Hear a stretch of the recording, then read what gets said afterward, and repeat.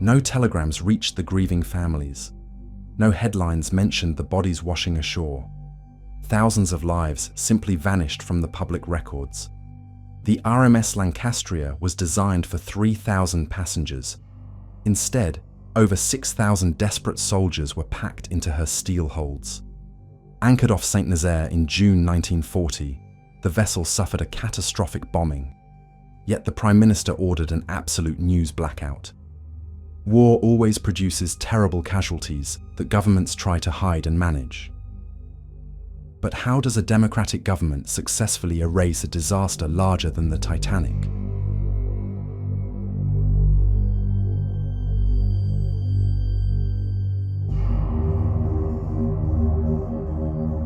The rusted docks of Saint-Nazaire swarmed with desperate men searching for a way home.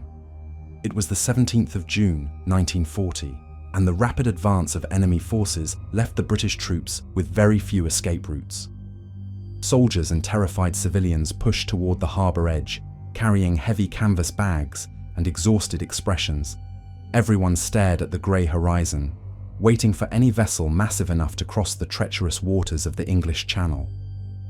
A massive black hull loomed in the distant waters, signalling a brief moment of hope for the stranded thousands.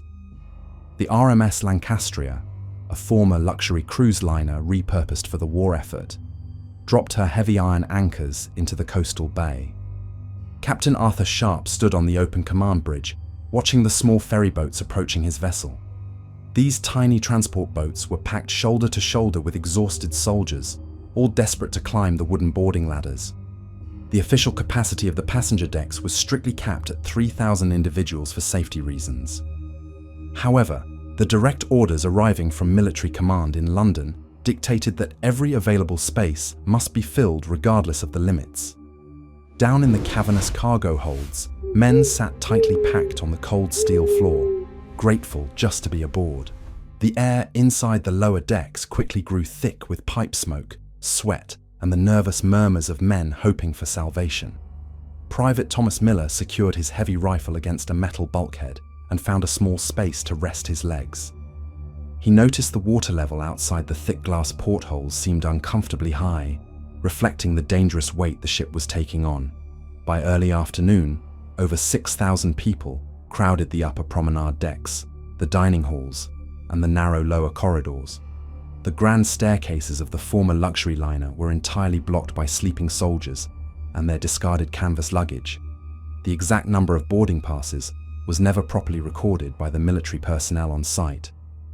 Officers standing at the wooden gangways simply stopped counting when the seawater outside reached the critical painted safety lines on the hull. The mathematical contradiction of how many men were truly aboard lay buried under a chaotic rush for survival. Nobody knew exactly how many lives were entrusted to the steel walls of the Lancastria that afternoon. The grey sky above the French coast suddenly filled with a low, terrifying mechanical hum that cut through the sound of the ocean. Men on the upper promenade squinted upward, searching the thick clouds as the vibration of heavy engines grew unbearably loud. 3 enemy bombers broke through the cloud cover in a steep, coordinated dive aimed directly at the anchored vessels. Captain Sharp gripped the brass rail of the command bridge and shouted desperate orders to the engine room, but the massive ship remained entirely stationary. A deafening explosion ripped through the very center of the floating vessel, shattering the immediate reality of everyone on board. The towering steel funnel collapsed instantly, crushing the wooden lifeboats that hung securely on the starboard side deck. Black smoke billowed from a jagged hole in the upper promenade, followed quickly by a second devastating strike. This bomb penetrated the forward cargo hold, detonating in the exact enclosed space where thousands of soldiers were trapped in the dark.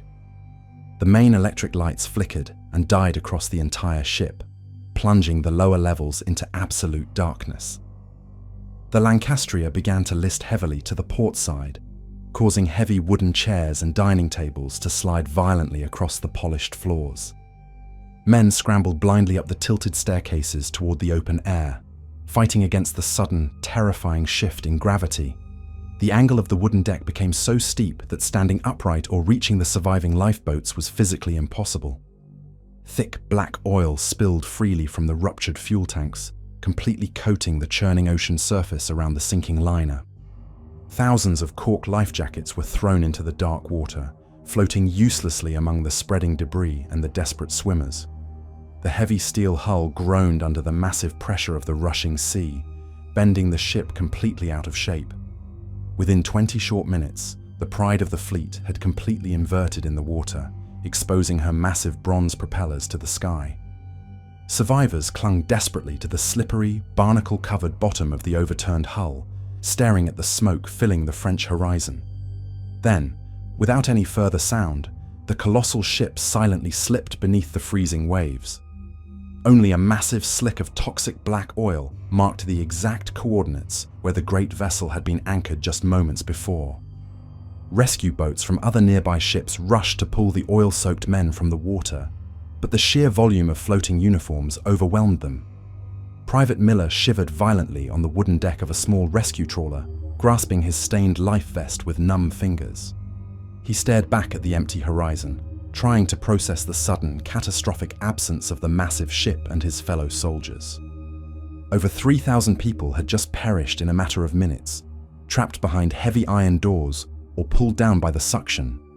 The staggering scale of the maritime disaster was completely unprecedented in modern British naval history.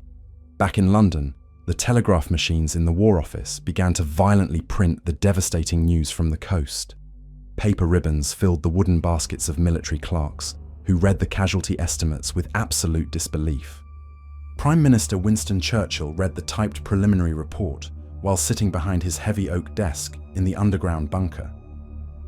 He held the single sheet of paper under the dim glow of a reading lamp, understanding immediately the political weight of the tragedy. The nation had just narrowly survived the traumatic and highly publicized military evacuation of Dunkirk. Churchill firmly believed that another massive, devastating defeat would completely break the fragile spirit of the British public. He picked up his fountain pen and signed a brief, definitive directive that would alter the course of historical memory. The document ordered an immediate and total prohibition on printing any details regarding the sunken status of the transport ship. The tragedy of the Lancastria was officially sealed inside a cardboard folder and locked away in the government archives. The newspaper presses across the entire country remained completely silent the next morning, focusing entirely on patriotic stories of endurance. The empty streets of London offered no clues to the grieving families waiting anxiously for news from the French coast. Postmen delivered standard letters to hundreds of homes, bearing identical, vague military stamps that offered absolutely no closure. A typed official notice arrived at the home of Mary Jenkins, mirroring the exact letters received by thousands of other women. The rigid paper simply stated her husband was missing in action, carefully avoiding any mention of a specific location or a sinking ship. Military hospitals in southern England quietly received the exhausted, oil-stained survivors under the cover of absolute darkness. Armed guards stood outside the ward doors, explicitly forbidding journalists or unauthorized personnel from entering the recovery rooms. Nurses washed the stubborn, toxic black oil from the soldiers while operating under strict confidentiality rules.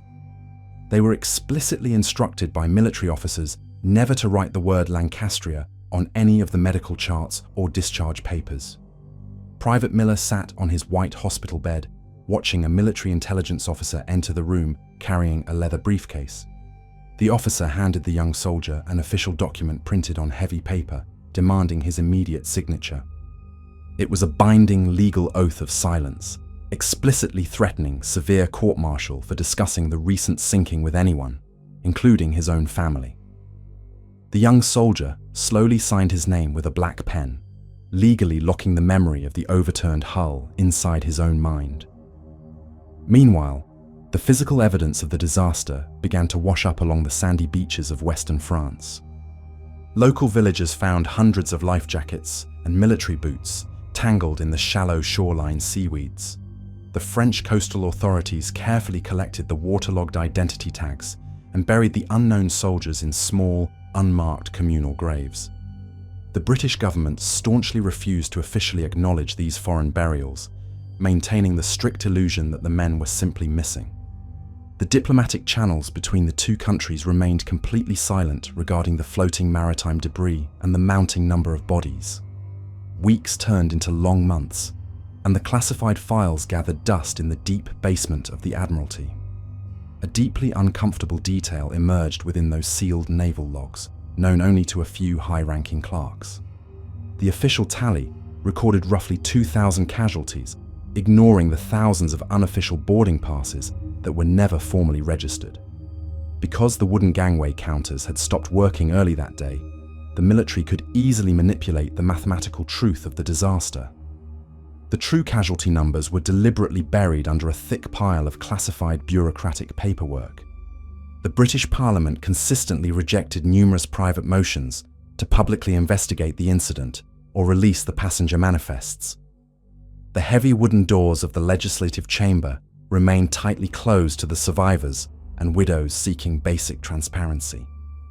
When a commemorative bronze plaque was eventually proposed for a local church, government authorities swiftly denied the necessary permits. They cited vague national security concerns over the wording, ensuring the name of the ship remained absent from public memorials. The strict silence was maintained through aggressive control of the printed press and the threat of severe legal retaliation. Censors physically cut offending paragraphs from newspaper drafts with sharp steel scissors before allowing any publication to reach the streets. Families were forced to form private, unofficial associations in dusty community halls to piece together the fragments of the truth. They pinned black and white photographs of their missing sons on corkboards, desperately seeking matching survivor stories behind closed doors. Mary Jenkins traced her husband's final known military route on a large paper map spread across her kitchen table. The dark ink line ended abruptly at the French coast, leaving a vast, agonizing blank space regarding his final moments. She received a second letter from the War Ministry, cold and bureaucratic in its tone. The typed text reiterated that no further details would ever be provided about his disappearance, sealing her grief in administrative silence. The physical evidence of the wreck remained perfectly preserved in the dark, freezing waters deep beneath the French Bay. The massive rusted hull rested silently on the muddy seabed, completely ignored by the nation it had served. French divers who eventually located the twisted metal wreckage found the ship's bronze bell half buried in the shifting ocean sands. They noted with grim detail that the heavy iron doors of the lower cargo holds were still firmly locked from the outside. Thousands of human remains were permanently sealed inside those dark compartments, turning the sunken vessel into a massive underwater tomb. The French government respectfully declared the entire underwater site a protected maritime grave, forbidding fishing boats from dropping nets near the coordinates. However, the British Ministry of Defence steadfastly maintained its official distant stance on the wartime tragedy. They repeatedly refused to formally declare their own sunken vessel a protected military war grave. This cruel legal distinction prevented the grieving families from accessing special memorial funds or gaining closure through official recognition. The bureaucratic paperwork formed an invisible, impenetrable wall around the memory of the disaster, outlasting the war itself. Decades after the peace treaties were signed, independent researchers finally requested the formal release of the Lancastria files. The government archivist handed them a formal document bearing a red denial stamp, keeping the absolute truth locked in the vault. The official justification printed on the paper dictated that the final report would remain sealed until an entire century had passed. The locked vault door in the National Archives hides an uncomfortable truth about how easily a state can erase its own citizens. Small groups of aging veterans continued to meet in quiet neighborhood pubs, raising their glass pints to the men trapped in the lower decks. They carefully stored faded boarding tickets and stained life jackets inside wooden boxes, preserving the physical proof the government tried to hide. The timeline of the disaster is now brutally clear to those who study the silent archives and the survivor testimonies. Thousands boarded the ship under chaotic conditions, fleeing the rapid advance of enemy forces without proper registration. 3 explosive bombs penetrated the steel decks, and the heavy vessel inverted and sank in the freezing water in less than 20 minutes. Over 3,000 people died, making it the worst disaster in British maritime history, yet it remains absent from the national textbooks. The most consistent explanation for the comprehensive cover-up involves the terrifying fragility of national morale during a critical moment of the war. The Prime Minister and his cabinet genuinely feared that news of another massive defeat would completely break the spirit of the British public.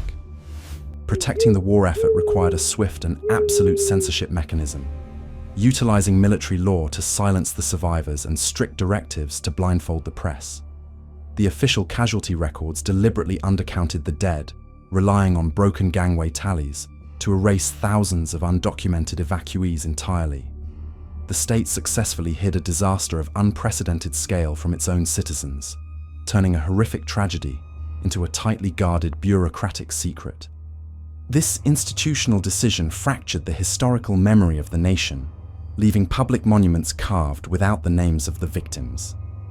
Families were denied the basic dignity of mourning, while survivors carried the heavy psychological burden entirely alone, terrified of breaking their sworn oaths.